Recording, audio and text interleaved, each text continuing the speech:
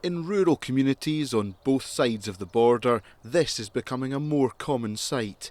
With recycling depots locked up as part of the COVID-19 restrictions, some people's daily exercise is chucking this type of waste into a field or ditch. It existed before, but it's turning into something phenomenally bad now. It's a scourge of the countryside, so it is.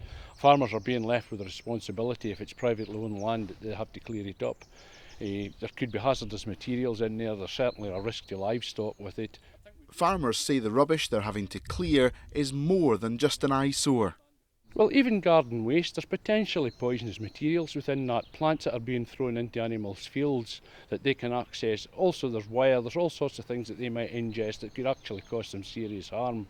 But it's a far bigger story than that. I mean, there's potentially professional fly tippers out there that are actually taking advantage of people innocently, people thinking they're sending it away to somewhere to be dealt with.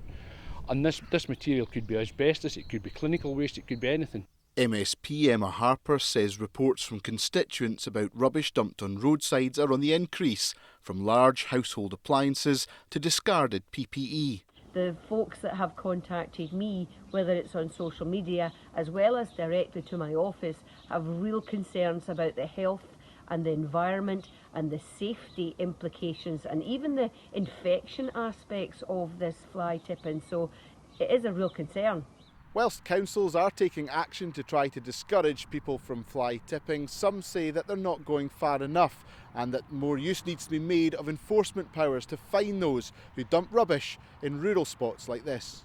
Ultimately, we need a longer term, more robust system behind this, again for I would say the chronic stuff.